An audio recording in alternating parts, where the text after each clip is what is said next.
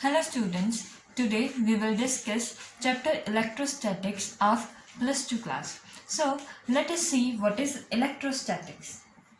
Electrostatics is study of physics which deals with charges at rest.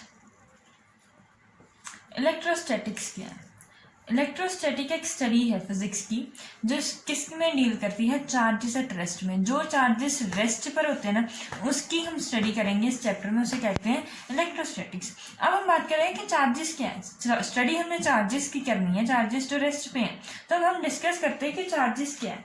Charges वो property है, property due to which an object is able to attract or repel another body by electrostatic force. So charge क्या है, हमने study करनी है charges की। तो charge क्या है, क्या होता है कि एक बॉडी है, आप मान लीजिए कि हमारे पास ये बॉडी है कोई और ये भी बॉडी है, ये दोनों आपस में अट्रैक्ट कर रही हैं या रिपेल कर रही हैं। किसी वजह से ये अट्रैक्ट कर रही होंगी ना, किसी वजह से ही रिपेल कर रही हैं एक दूसरे को। वो कौन सी वजह है कि उनमें एक फोर्स आ रही है, हमेशा इन दो बॉडीज में फोर्स आ रही है। हो सकता है कि कभी वो अट्रैक्ट कर रही हो सकता है कि कभी वो रिपेल कर रही हो। वो किस प्रॉपर्टी की वजह से करती हैं? वो प्रॉपर्टी होती है चार्ज। चार्ज क्या होता है कि सिर्फ एक प्रॉपर्टी है जिसकी वजह से कोई भी ऑब्जेक्ट जो है वो अट्रैक्ट करता है दूसरी बॉडी को या रिपेल करता है। किस फोर्स की वजह से? जो फोर्स होती है उसका नाम हम देते हैं इलेक्ट्रोस्टैटिक फोर्स। ठीक है, जो फोर्स है जनरेट हुई है जो इन दोनों बॉडीज के बीच में, उस फोर्स का नाम है इलेक्ट्रोस्टैटिक फोर्स। अब सारे का सारा चैप्टर जो है हमारा वो इसी पर बेस्ड है, इलेक्ट्रोस्टैटिक फोर्स पर बेस्ड है। सो अब चार्ज क्या है? एक एटम है, आपको मालूम है कि हर एक जो भी सब्सटेंस बना है, सब्सटेंस किससे बने होते हैं? एटम्स के बने होते हैं। और एटम्स में क्या तीन चीजें प्रेजेंट है, ना। उसमें न्यूक्लियस है, न्यूक्लियस के बीच में एक न्यूट्रॉन है, एक प्रोटॉन है और एक इलेक्ट्रॉन है। इनके पास भी एक एटम जो है वो कैसा होता है? अगर हम छोटी क्लासेस की बात करें तो वैसा है ना, इलेक्ट्रॉन ऐसा है ना, ये उसका न्यूक्लियस हो जाता है, ये फर्स्ट शेल आती है, ये सेकंड शेल आती है। इसमें होते हैं न्यूट्रॉन एंड प्रोटॉन, यहाँ पर इलेक्ट्रॉन रिवॉल्व कर रहे हैं मान लीजिए, ठीक है, यहाँ पर इलेक्ट्रॉन रिवॉल्व कर रहे हैं। और ये दोनों जो ये proton and electron are attracting each other, ये भी एक दूसरे को अट्रैक्ट कर रहे हैं। वो किसकी वजह से कर रहे हैं? इन पर एक चार्ज है, उस चार्ज है ना, वही इनके अट्रैक्शन का कारण है, क्योंकि ये पॉजिटिव और नेगेटिव है, तो उसी की वजह से ये अट्रैक्ट हो रहे हैं। और अट्रैक्शन के लिए फोर्स जो जनरेट हो रही है दैट इज इलेक्ट्रोस्टैटिक फोर्स। और अब फोर्स जो है इसका भी चार्ज हम निकाल लेते हैं कि एक इलेक्ट्रॉन, मिनिमम जो सबसे छोटा पार्ट है ना चार्ज का, वो क्या है कि इलेक्ट्रॉन है। इसका चार्ज कितना होता है? -1.6 × 10⁻⁻19 कूलम। प्रोटॉन का चार्ज कितना है? 1.6 × 10⁻⁻19 कूलम। और न्यूट्रॉन का जो चार्ज होता है वो 0 होता है, 0 कूलम। ठीक है, प्रोटॉन पॉजिटिव है, इस वजह से यहाँ पर पॉजिटिव आएगा। इलेक्ट्रॉन नेगेटिवली चार्ज होता है, इस वजह से यहाँ पर नेगेटिवली चार्ज आएगा। अब हमने चार्ज डिस्कस किया। चार्ज क्या था कि एक एटम है, एटम के बीच में क्या होता है? न्यूक्लियस के बीच में क्या होते हैं? Neutron and proton. जो बाहर वाली शेल्स होती हैं उसमें इलेक्ट्रॉन होते हैं, ठीक है। अब ये इलेक्ट्रॉन और प्रोटॉन आपस में अट्रैक्ट करते हैं, यही हमने अभी डिस्कस किया है। अब क्या है कि इनके चार्ज डिस्कस करते हैं। चार्ज कितना होता है इस पर? -1.6 × 10⁻⁻19 कूलम। प्रोटॉन पर है 1.6 × 10⁻⁻19 कूलम। और न्यूट्रॉन का जो चार्ज होता है ना, उसे हम वो 0 होता है, उस पर कोई चार्ज नहीं होता, 0 कूलम होता है। अब हम इसकी यूनिट डिस्कस करते हैं कि इसकी यूनिट क्या होगी। फिर यूनिट ये मैंने सी लिखा, इसकी यूनिट क्या है? Unit of charges coulomb. Coulomb, और हम उसे डोनेट करते हैं सी से। सी जो वर्ड है ना, सी लेटर, उससे हम कूलम की यूनिट को डोनेट करते हैं। अब क्या है कि इसको हम वैसे अगर लिखना हो ना कि ये क्या है, ये क्यू चार्ज से, इसका साइंटिफिक फॉर्म में अगर फॉर्मूले में यूज करना है तो हम इसको रिप्रेजेंट कैसे करते हैं, रिप्रेजेंट किसकी वजह से करते हैं, जहाँ क्यू स्मॉल क्यू या कैपिटल क्यू की वजह से हम इसको रिप्रेजेंट करते हैं चार्ज क्यू को। अब हम डिस्कस करेंगे कि इसमें होता क्या है, क्या हो क्या रहा है, कि वो क्यों अट्रैक्ट कर रहे हैं, डिटेल में डिस्कस करते हैं। यहाँ पर प्रोटॉन है और यहाँ पर न्यूट्रॉन है। बाहर जो है वहाँ पर एक इलेक्ट्रॉन मान लीजिए, एक इलेक्ट्रॉन है, हाइड्रोजन का मॉलिक्यूल मान लीजिए, ठीक है। यहाँ पर पॉजिटिव और ये नेगेटिव चार्ज आपस में अट्रैक्ट कर रहे हैं। ये किसकी वजह से कर रहे हैं, फोर्स एफ की वजह से। यहाँ पर इलेक्ट्रोस्टैटिक फोर्स है कोई जिसकी वजह से ये दोनों आपस में अट्रैक्ट कर रहे हैं, ठीक है। यही फोर्स है और ये वाले जो है ये दोनों चार्ज है। अब ऐसा ये बड़े लेवल पर क्या हो रहा है, ये तो एक स्मॉल सा पार्टिकल है ना, एटम, हर एक सब्सटेंस एटम से बना है और एटम इन 3 चीज़ों से बना है, और हर एक सब्सटेंस में इलेक्ट्रॉन भी होंगे, प्रोटॉन भी होंगे और न्यूट्रॉन भी होंगे। अब मान लीजिए कि हमने सीखना है कि ट्रांसफर चार्ज एक जगह से दूसरी जगह मूव कैसे करता है, जहाँ क्या हो क्या रहा है, तो हम कैसे करते हैं कि मान लीजिए एक रॉड है, नेगेटिवली चार्ज है, ये एक रॉड है, ये पॉजिटिवली चार्ज है। ये सारी की सारी जो रॉड है ना, ये वाली पॉजिटिवली चार्ज है और ये वाली नेगेटिवली चार्ज है। इसका मीनिंग क्या है, इसका मीनिंग ये है कि इसमें इलेक्ट्रॉन ज़्यादा है प्रोटॉन से। अगर ये पॉजिटिवली चार्ज है, इसका मतलब ये नहीं है कि प्रोटॉन ज़्यादा हो जाएंगे, इसका मतलब ये है कि इलेक्ट्रॉन कम है प्रोटॉन से। ये सबसे ध्यान रखने वाली बात है। अगर नेगेटिवली चार्ज है तो इलेक्ट्रॉन ज़्यादा होंगे प्रोटॉन से, अगर पॉजिटिव है तो इलेक्ट्रॉन कम होंगे प्रोटॉन से। प्रोटॉन चेंज नहीं होते। क्यों नहीं चेंज होते, क्योंकि प्रोटॉन एक शेल में रहते, उसमें रहते न्यूक्लियस में, वो कभी एक जगह से दूसरी जगह ट्रांसफ़र नहीं हो पाते। सिर्फ चार्ज अगर ट्रांसफ़र हो रहा है, ये नेगेटिवली चार्ज बॉडी बन रही है, ये पॉजिटिवली चार्ज बॉडी बन रही है, कि किसकी वजह से बन रही है, ये क्वेश्चन आ सकता है आपको एग्जाम में। वो किसकी वजह से है, सिर्फ इलेक्ट्रॉन्स की वजह से है। इलेक्ट्रॉन कैसे हैं, अगर नेगेटिवली चार्ज तो नेगेटिव चार्ज ज़्यादा है, नेगेटिव चार्ज किसका ज़्यादा है, इलेक्ट्रॉन का। अगर पॉजिटिवली है तो इसका मतलब कि नेगेटिव चार्ज कम है, इसी वजह से पॉजिटिव है। क्योंकि अगर वो एटम है, एटम कोई भी जो ये रॉड है वो एटम्स की बनी होगी ना, आयरन की रॉड है तो आयरन के सारे एटम्स हैं इसमें। एटम्स में प्रोटॉन उतने रहे, एटम्स उतने ही रहे, वो तो चेंज नहीं हुए, स्ट्रक्चर इसका चेंज नहीं हुआ। सिर्फ जो इलेक्ट्रॉन है वही ट्रांसफ़र हो सकते हैं, उनकी वजह से चार्ज जो है वो ट्रांसफ़र होता है। अभी हमने पढ़ा कि इलेक्ट्रॉन की वजह से चार्ज ट्रांसफ़र होंगे, अब एक जगह से दूसरी जगह जाएंगे। अब हम उसको डिटेल में डिस्कस करते हैं कि ट्रांसफ़र होता कैसे है चार्ज का, ठीक है। उसमें एक स्टेप होता है पहली वजह से जिसकी वजह से वो ट्रांसफ़र हो सकता है, दैट इज़ बाय टच। अगर आप टच करते हैं, मान लीजिए कि मैंने एक रॉड है जो ये नेगेटिवली चार्ज है, और एक स्फीयर है जो न्यूट्रल है, ये स्फीयर ए है, ये रॉड बी है। बाद में इन दोनों को मैं अटैच कर देती हूँ। उसके बाद में क्या होगा, इन दोनों को मैंने अटैच कर दिया सीधा डायरेक्ट, ये भी नेगेटिवली चार्ज था, ये अटैच कर दिया तो नेगेटिव चार्ज इस पर ट्रांसफर हो गया। एक्सेस इलेक्ट्रॉन थे ना यहाँ पर, मैं वही पढ़ा है कि इलेक्ट्रॉन ज़्यादा हो तो नेगेटिव चार्ज होगा, जितने ज़्यादा इलेक्ट्रॉन यहाँ पर थे उतने ज़्यादा यहाँ पर आ जाएंगे। ये क्या था, पहला तरीका था ट्रांसफ़र ऑफ इलेक्ट्रॉन्स का। इलेक्ट्रॉन्स किससे ट्रांसफ़र हो सकते हैं, सीधा आप डायरेक्ट टच कराओगे। ये न्यूट्रल था पहले, इस पर कोई चार्ज है ही नहीं, लेकिन बाद में इस पर चार्ज आ गया, ठीक है। अब सेकेंड तरीका जो है बाय फ्रिक्शन, बाय फ्रिक्शन। उसमें क्या हो रहा है, फ्रिक्शन में क्या है कि जब आप दो बॉडीज़ को आपस में क्या करते हो, रब करते हो। जब आप रब करते हो ना दो चीज़ों को, जैसे आप हैंड, इसको रब करूँगी मैं, ठीक है। रब करने की वजह से इन दोनों हाथ में फ्रिक्शन जनरेट होगी।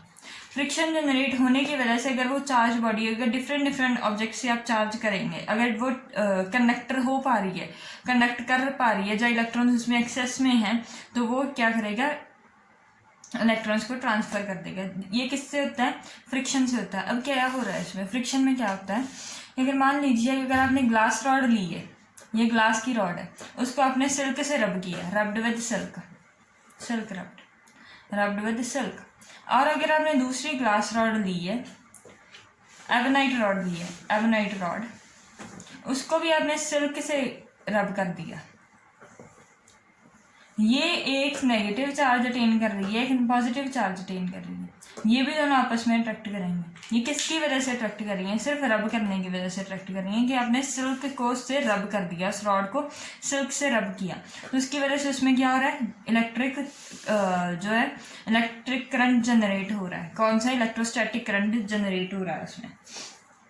अब ऐसे क्या होता है कि अगर आपके कॉम्ड हेयर है, ऑयली हेयर है, उस पर आप स्केल रब करते हो। अगर आपने स्केल रब कर लिया ना, उसके बाद में आपने पेपर की कुछ बिट्स रख दी हैं, वो जो स्केल है वो पेपर को अट्रैक्ट कर लेगा।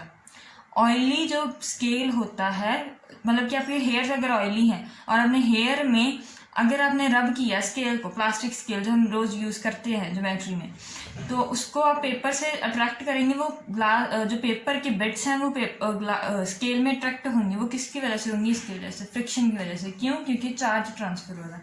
अब जो थर्ड मेथड है वो सबसे इम्पॉर्टेंट मेथड है, बाय इंडक्शन। इंडक्शन क्या होता है कि खुद ब खुद चार्ज जनरेट होना।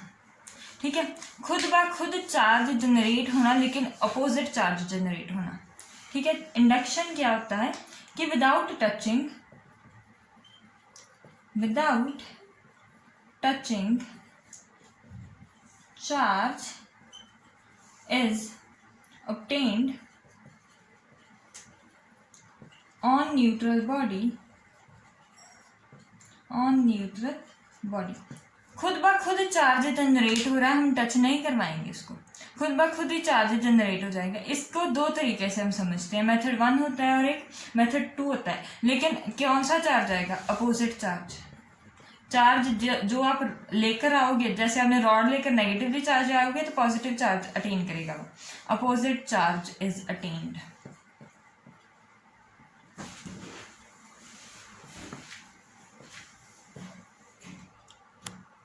अब हम इंडक्शन प्रोसेस को डिटेल में डिस्कस करते हैं। इसके दो मेथड है। आप इंडक्शन से दो तरीके से चार्ज करते हैं। इसमें क्या होता है कि पहले स्टेप में आप क्या करते हो कि आपके पास एक रॉड है, you have a rod, negatively charge rod, उसे आप स्फीयर के पास लेकर आते हो। स्फीयर पहले न्यूट्रल था, ये दूर था, पहले दोनों में डिस्टेंस है यार। उसके बाद क्या हो रहा है कि जब आप इसको थोड़ा सा उसके पास लेकर जा रहे हो ना, थोड़ा सा उसके पास लेकर जा रहे हो, ऐसे टच नहीं करना लेकिन उसके पास लेकर जाना है। ठीक है, ये नेगेटिव चार्ज की वजह से वो यहाँ पर क्या होता है? पॉजिटिव चार्ज अटेन करता है और यहाँ पर नेगेटिव हो जाता है। ऐसा क्यों होता है? क्योंकि हमने छोटी क्लासेस में पढ़ा है कि like charges attract each other, unlike charges repel each other. अब क्या होगा कि यहाँ पर इलेक्ट्रॉन ज़्यादा है ना, इस रॉड पर इलेक्ट्रॉन ज़्यादा है, तभी तो ये नेगेटिवली चार्ज है।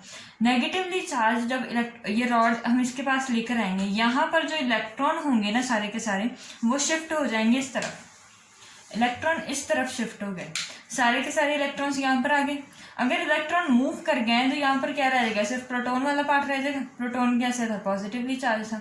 जब हम इसको सिर्फ पास लेकर आते हैं, टच नहीं करना, पास लेकर आएंगे, नेगेटिवली चार्ज के पास पॉजिटिव चार्ज अटेन कर लेगा वो, और जो दूसरे वाला चार्ज था, अपोजिट चार्ज था, वो अदर एंड पर जाएगा। The same charge is attend on the other and and the opposite charge is attend on the near and. जो पास होगा उस पर अपोजिट चार्ज आएगा, जो दूर होगा उस पर सेम चार्ज आएगा।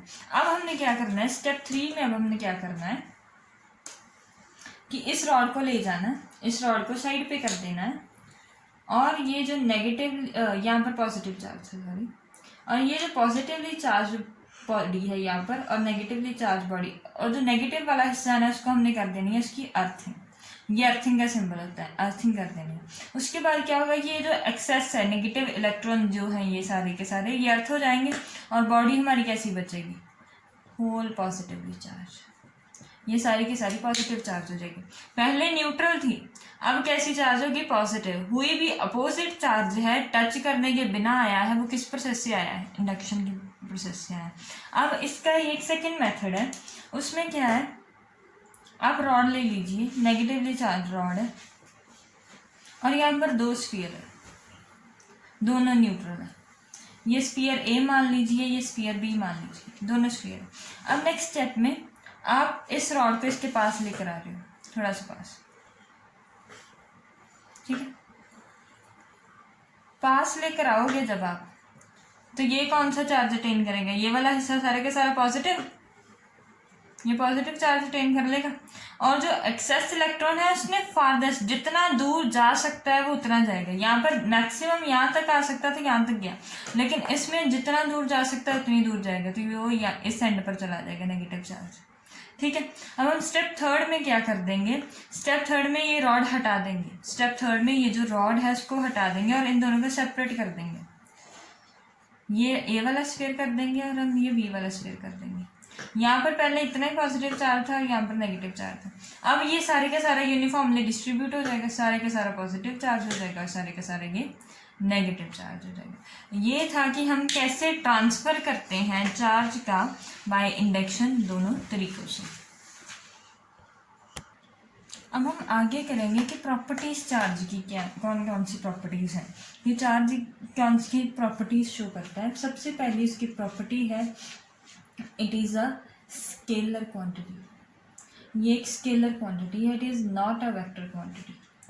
वेक्टर क्वांटिटी होती तो हम वेक्टर एडिशन करना पड़ता, लेकिन ये सिर्फ स्केलर क्वांटिटी है तो इसका क्या होगा, सिंपल एडिशन होगा। इसका क्या है, सिंपल एडिशन है, सिंपल ही वो ऐड होता है। जैसे अगर आप मान लीजिए कि ये 3 कूलम है, उसमें मैं 2 कूलम ऐड करती हूँ, वो सीधा डायरेक्ट आएगा 5 कूलम। इस पर डायरेक्शन डिपेंड नहीं करती, उसके वेक्टर्स डिपेंड नहीं करते।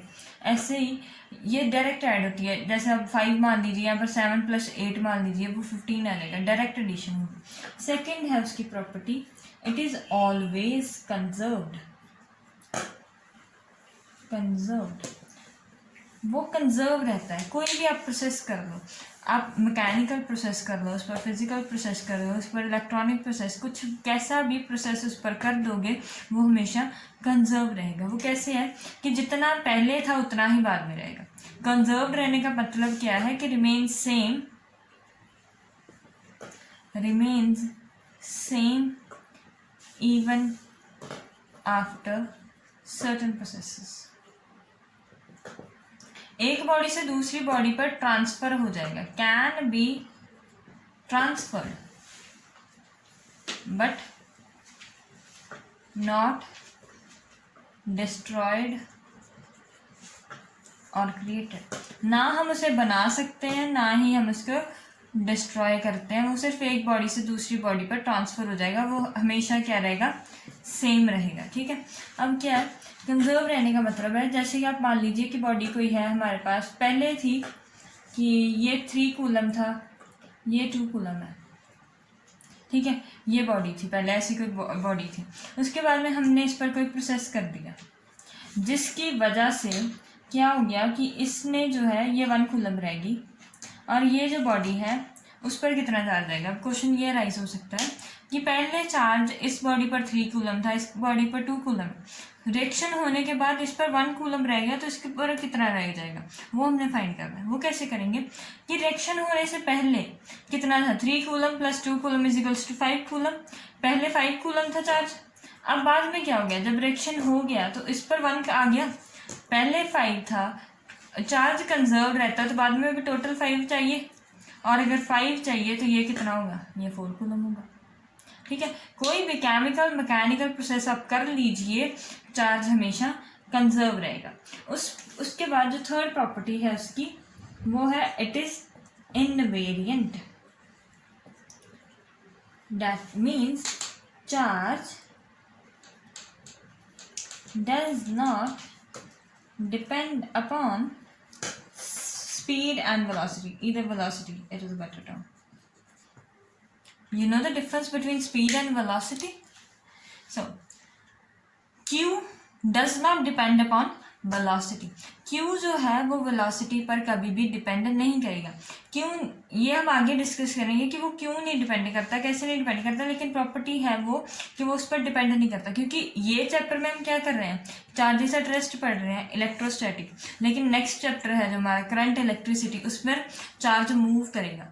अगर चार्ज मूव कर भी जाए, अगर चार्ज मूव करेगा v वेलोसिटी के साथ, तब भी उस पर जो वैल्यू है इसकी, अगर 2 कूलम चार्ज मूव कर रहा है 50 की वेलोसिटी के साथ, तो उसका वो उतना ही रहेगा, मैग्नीट्यूड कभी भी चेंज नहीं होता। ये इसकी प्रॉपर्टी है। That charge is invariant, it means Q does not depend upon velocity. अब नेक्स्ट प्रॉपर्टी है that charge is always quantized. Quantization पर हमने पूरा टॉपिक डिस्कस किया हुआ है +1 में। +1 में हमने पूरी क्वांटाइजेशन डिस्कस किया है केमिस्ट्री के चैप्टर में, फर्स्ट चैप्टर में। अब लेकिन फिजिक्स में भी क्वांटाइजेशन कुछ वैसी ही होती है। क्वांटाइज्ड का मतलब क्या है ये हमने मालूम है। क्वांटाइज्ड का मतलब है means minimum possible minimum value of charge is fixed। ये सबसे इंपॉर्टेंट प्रॉपर्टी है चार्ज की। Means possible minimum value of charge is fixed. अब हमने जैसे अभी डिस्कस किया कि एक इलेक्ट्रॉन है, सबसे छोटी यूनिट सब्सटेंस की क्या है, एटम। और एटम की सबसे छोटी यूनिट जिस पर चार्ज है वो इलेक्ट्रॉन और प्रोटॉन। मतलब कि सबसे छोटी यूनिट, छोटी से छोटी यूनिट जो है चार्ज की, वो जितनी भी पॉसिबल है वो एक फिक्स्ड है। वो क्या है, उसकी इलेक्ट्रॉन है, जिसका चार्ज कितना है -1.6 × 10⁻⁹ कूलम। ये जो चार्ज है इसका इलेक्ट्रॉन का, वो हमेशा फिक्स्ड है। अब इसका मतलब क्या, अगर जब इलेक्ट्रॉन ट्रांसफर होंगे एक बॉडी से दूसरी बॉडी पर, जैसे हमने अभी पीछे डिस्कस किया कि टच से हो जाए, फ्रिक्शन से हो जाए या इंडक्शन से हो जाए, जब भी चार्ज इलेक्ट्रॉन ट्रांसफर होंगे वो कैसे ट्रांसफर होंगे, कैसे निकलेंगे, इंटीग्रल मल्टीपल में निकलेंगे। इंटीग्रल मल्टीपल ऑफ ई के इंटीग्रल मल्टीपल होगा। इंटीग्रल मतलब कि इंटीजर की फॉर्म में होगा। जैसे कि 1 इलेक्ट्रॉन निकल गया, 2 इलेक्ट्रॉन निकल गए, 3 इलेक्ट्रॉन निकल गया, ऐसे करते करते n इलेक्ट्रॉन निकल जाएंगे। लेकिन ये नहीं होगा कि आधा इलेक्ट्रॉन निकल गया, 3/4 इलेक्ट्रॉन निकल गया, ऐसा कभी भी नहीं होगा। हमेशा इंटीग्रल मल्टीपल होगा इलेक्ट्रॉन का। ऐसा क्यों नहीं होगा कि आधा इलेक्ट्रॉन मूव कर गया, ऐसा कभी पॉसिबल है? आप भी बताओ कि ये न्यूट्रॉन है, ये प्रोटॉन है, इसके आसपास इलेक्ट्रॉन है, इलेक्ट्रॉन कंप्लीट एक इलेक्ट्रॉन ई है, उसमें से कभी भी ऐसा हो सकता है कि आधा इलेक्ट्रॉन निकल जाए और आधा उसमें रह जाए? कभी पॉसिबल ही नहीं है। यही तो हमारा मॉडर्न पीरियोडिक टेबल का जो एटॉमिक स्ट्रक्चर का चैप्टर है वो इसी पर तो बेस्ड है। आधा इलेक्ट्रॉन कभी ट्रांसफर हो ही नहीं सकता। क्वांटाइजेशन का मतलब यही है कि आधा चार्ज ट्रांसफर कभी नहीं होगा, जब भी होगा integral multiple of minimum value होगा। और मिनिमम वैल्यू कितनी है उसकी, ई है, ये उसकी मिनिमम वैल्यू है। This is known as quantization. ये हमने +1 में पढ़ चुके हैं हम केमिस्ट्री में, फिर से डिस्कस कर रहे हैं कि क्वांटाइजेशन क्या है। The minimum possible value of charge is fixed and charge will always transfer. Charge will always transfer in integral multiple of electron E। ठीक है, ये थी इसकी क्वांटाइजेशन। अब उसकी एक प्रॉपर्टी और है, like charges repel each other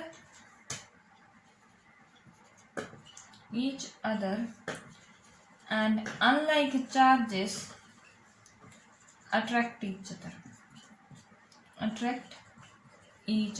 ये इसकी प्रॉपर्टी है, चार्ज की इनबिल्ट प्रॉपर्टी है कि जब भी दो लाइक चार्जेस आएंगे, लाइक चार्जेस जैसे कि यहाँ पर डिस्कस कर लेते हैं, ये Q है +Q, ये भी +Q है,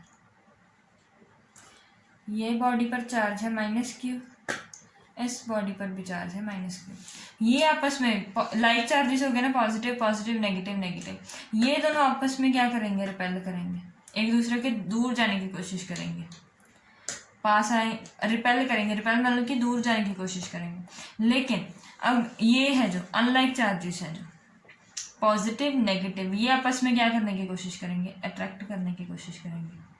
ठीक है, this is the 5th property of charge, that like charges repel each other and unlike charges attract each other.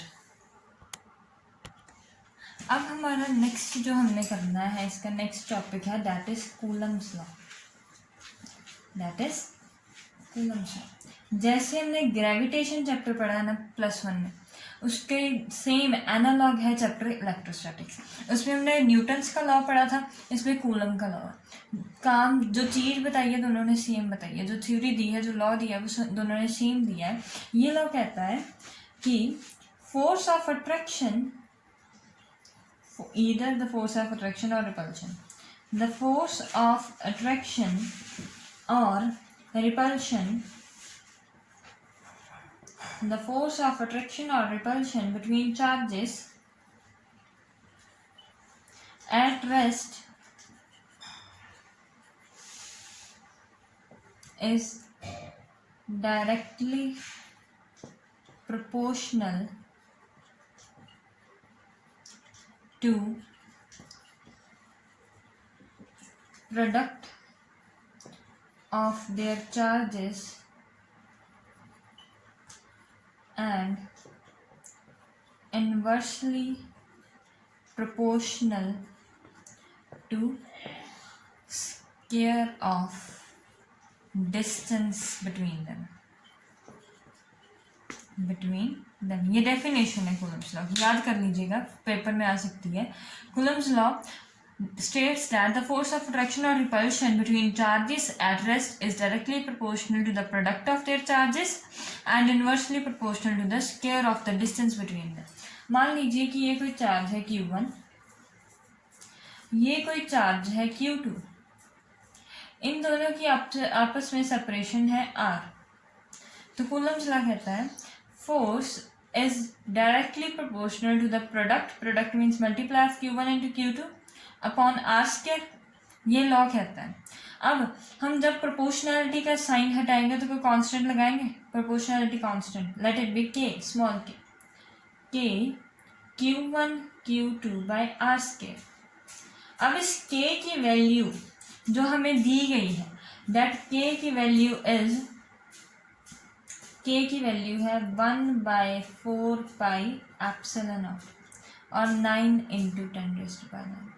ये इसकी वैल्यू है, के की वैल्यू कितनी है 1/4 पाई एप्सिलॉन नॉट, इसको हम कहते हैं एप्सिलॉन नॉट। और फोर्स क्या हो गई 1/4 pi epsilon naught Q1 Q2 upon R square. और 1/4 पाई एप्सिलॉन नॉट की वैल्यू कितनी है, हमें इतनी गिवन है। ठीक है, एप्सिलॉन नॉट की अगर हमें वैल्यू निकालनी होगी तो एप्सिलॉन नॉट की वैल्यू कैसे निकालेंगे, 1/4 pi into 9 × 10⁻⁹ is equals to epsilon naught. ये कुछ आता है 8.75 × 10⁻⁻⁻10 और 19, ऐसा कुछ आता है इसकी वैल्यू, एप्सिलॉन नॉट की वैल्यू ऐसी होती है। ठीक है, ये फोर्स, ये प्रोडक्ट था, प्रोडक्ट ऑफ चार्जेस और अपॉन स्क्वायर और डिस्टेंस का स्क्वायर कर दो और ये वैल्यू आ जाएगी। ठीक है, ये होती है इसमें जो फोर्स जनरेट होती है। अब हमारे पास जो फोर्स आई थी ना 1/4 pi epsilon naught Q1 Q2 by R square, ये कब थी, वैक्यूम में थी, वैक्यूम में या एयर में। ठीक है, अब अगर आप मीडियम में, किसी मीडियम में रख देते हो ना तो उसमें क्या होगा 1/4 pi epsilon not ER Q1 upon Q2 into, यहाँ पर क्या आ जाएगी, मीडियम की आएगी, जो इसमें एप्सिलॉन नॉट होगा ना, ये इसको परमिटिविटी कहते हैं, ये क्या आती है इसकी परमिटिविटी, ये क्या आएगी, मीडियम की परमिटिविटी आएगी। ठीक है, अब क्या होगा, ER की वैल्यू कितनी होती है, ER की वैल्यू होती है E0 इंटू के, ER is equals to E0 into के, ये होती है E0 की वैल्यू। अब जैसे कि मीडियम मान लीजिए आप वाटर है, वाटर के लिए के कितना है, फॉर वाटर ये स्टैंडर्ड वैल्यूज होती हैं वाटर की, ये के की जो होती है ना रिलेटिव परमिटिविटी की वैल्यू है, जो के sorry this is relative permittivity, ER is relative permittivity and के इज द डाइलेक्ट्रिक कांस्टेंट। के को हम क्या कहते हैं, डाइलेक्ट्रिक कांस्टेंट। और जो के की value, dielectric constant for water is 80। ठीक है, अगर वैक्यूम में है तो यहाँ पर E0 आएगा, अगर किसी और मीडियम में है तो यहाँ पर ER आ जाएगा। अब ER की वैल्यू कितनी है, E0 के Q1 Q2 upon R square, ये F मीडियम में है। इसका मतलब क्या है, इसका मीनिंग क्या है ये हमने फाइंड करना है कि what is the meaning of this term. अब इस टर्म की वजह से होगा क्या। अब मान लीजिए वैक्यूम में इतनी फोर्स आ रही थी, अब अगर वाटर में रख दिया, वाटर का के है, अब इसमें क्या होगा 1/4 पाई एप्सिलॉन नॉट, इसकी वैल्यू 1/k की वैल्यू मान लीजिए 1/80 Q1 Q2 upon are square. अब इसकी वैल्यू क्या है F है, F M is equals to, इसकी वैल्यू सारे की F अपॉन 80। इसका मतलब कि जब ही हम उन्हीं दो चार्जेस, जिन दो चार्जेस की वजह से ये फोर्स F आई थी वैक्यूम में, अगर हम उन्हीं को वाटर में रख देंगे ना, फोर्स क्या हो जाएगी 80 टाइम्स डिक्रीज हो जाएगी, 80 गुना कम हो जाएगी। ठीक है, 80 टाइम्स क्या हो जाएगी, कम हो जाएगी जितनी फोर्स वैक्यूम में थी। हम इसका स्टैंडर्ड रिजल्ट भी ऐसे निकाल सकते हैं, जैसे कि ये क्या आ गया K is equals to force in vacuum upon force in medium. ये कैसे आया, जैसे हमने अभी निकाला कि 80 ये है ना, यहाँ पर क्रॉस मल्टीप्लाई कर दो, 80 इधर, F इधर और FM इधर, फोर्स इन मीडियम इधर। इसका मतलब कि K की वैल्यू कितनी आती है, force in vacuum divided by force in medium. और K हमें क्या बताता है कि कितने टाइम्स फोर्स वैक्यूम में से, वैक्यूम में कितनी थी, कितने टाइम्स वो डिक्रीज कर रही है उस मीडियम में आने की वजह से। जैसे वाटर के लिए K 80 है और FM अगर मीडियम में कितनी होगी, जितनी वैक्यूम में थी उसके 80 टाइम्स कम हो जाएगी। Now let us discuss the vector form of the coulomb law. अब अगर वेक्टर फॉर्म में, अगर क्योंकि फोर्स कूलम लॉ से क्या निकलती है, फोर्स, और फोर्स क्या है वेक्टर क्वांटिटी। अब हम कूलम लॉ को वेक्टर फॉर्म में डिस्कस करेंगे। मान लीजिए let us take Q1 and Q2 charges separated by distance r. This is the distance r between them. Okay, so force, this will exert force on this in this direction if they are both of like charges. Force on 1 due to 2, force on 2 due to 1, and distance, this is r12 and this will be r21. So let us discuss this F1 F2 F2. So in vector form, vector form हमने discuss किया, +1 में vector सारे clear है ना हमें। अगर नहीं clear तो आप कमेंट कर सकते हो, मैं उस पर वीडियो बना देंगे हम। अब वेक्टर क्या है, r12, ये क्या है, this is the distance vector, distance from 1 to 2, distance vector from 1 to 2। r21 is distance vector from 2 to 1.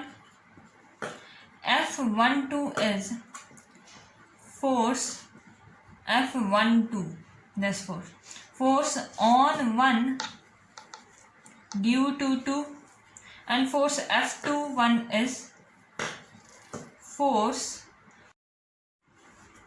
Due to 1।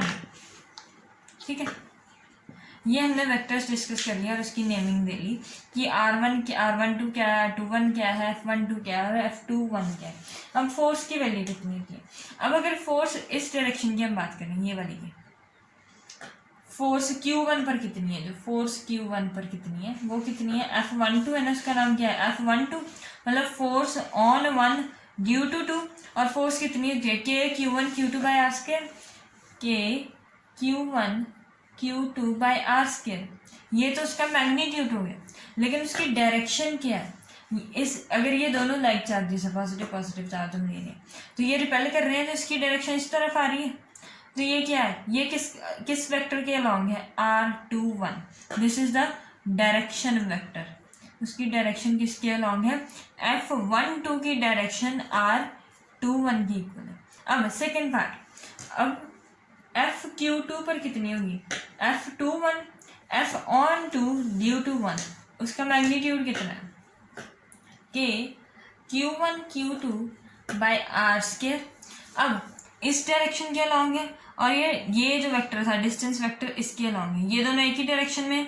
अब इसकी डायरेक्शन ये डायरेक्शन हो सकती है r12 distance vector, this is just the distance vector, इसका कोई magnitude नहीं है। ये हमें क्या बता रहा है कि डिस्टेंस डायरेक्शन बता रहा है इसकी, ठीक है।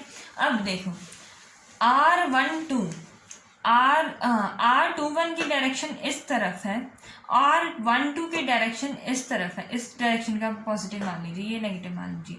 इसका मतलब कि ये दोनों मैग्नीट्यूड तो सेम ही है ना, डिस्टेंस तो R ही है दोनों का, मैग्नीट्यूड इज R,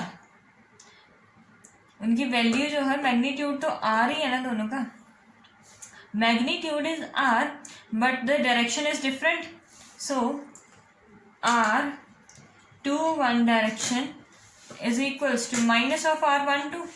अगर उसका रिवर्स कर दें तो इसी डायरेक्शन में चला जाएगा वो भी, और होंगे इक्वल क्योंकि मैग्नीट्यूड सेम है। तो इसी वैल्यूज को हम यहाँ पर रिप्लेस करते हैं, तो क्या आएगा हमारा F12 direction vector F12 force is equals to minus of F21। ये क्या उसका रिजल्ट आया हमारे पास, वेक्टर फॉर्म का रिजल्ट आया कूलम लॉ में, ठीक है। ये क्या था कि ये कैसी हो रही है, एक फोर्स इसने इस पर लगाई है और दूसरी फोर्स इसने इस पर लगाई है। ये क्या है, न्यूटन का थर्ड लॉ नहीं है, this is Newton's third law. Newton का थर्ड लॉ क्या कहता है कि for an there always exist an equal and opposite force which is known as reaction, for every action there is an opposite reaction, force for every action there is opposite reaction। यही इसमें अगर opposite ही है ना, ये एक action है और ये रिएक्शन है उसका, ठीक है। ये था हमारा वेक्टर फॉर्म का, वेक्टर फॉर्म जो है इसकी। अब हम डिस्कस करेंगे इसकी कुछ प्रॉपर्टीज की, वो कैसी फोर्स है। अब नेक्स्ट है कि इसकी हम टर्म्स प्रॉपर्टीज डिस्कस करेंगे कि ये फोर्स जो है इसका नेचर कैसा है। पहला नेचर जो है इसका, वो प्रॉपर्टी है इसकी, it is a long range force. Long range force इसका मतलब क्या है कि F जैसे है डायरेक्ट इन्वर्सली प्रोपोर्शनल है R स्क्वायर के। जब R इन्फिनिटी होगा ना, when R tends to be infinity, R tends to be infinity, then force will tend to be zero. If R tends to infinity, then force will tend to be zero। इसका मतलब कि ये long range force है, जब R infinity होगा तब जाकर force zero होगी, वैसे नहीं होगी, ठीक है। अब सेकेंड टर्म है कि it follows inverse square law, it follows inverse square law, क्योंकि फोर्स क्या है, force is inversely proportional to R square, inverse है और स्क्वायर का लॉ, ठीक है। Third is it is centre to centre force, it is centre to centre, ठीक है। अगर आप जैसी भी बॉडी ले लीजिए, आप ऐसी बॉडी ले लीजिए, लेकिन यहाँ पर उसका पॉइंट होगा, शेप पर नहीं डिपेंड करेगा, सिर्फ चार्ज के पॉइंट चार्ज मानेंगे हम इसको, सारी बॉडी को हम क्या मानेंगे, पॉइंट चार्ज मानकर ये डिस्कशन की गई। फोर्थ है conservative, it is conservative force, neither be created nor be destroyed। अब फिफ्थ है कि न्यूटन के थर्ड लॉ को ओबे कर रही है, Newton's third law, obey Newton's third law. जैसे क्या था हमारा F12 is equals to minus of F21, for every action there is an opposite reaction. और थर्ड सिक्स्थ प्रॉपर्टी क्या है इसकी, it follows superposition law, superposition principle के ये फॉलो करती है। So this is was the end of our first lecture upon electrostatics first part, Coulomb's law, and in next video we will discuss its later terms that are superposition principle and of the charge density ratio.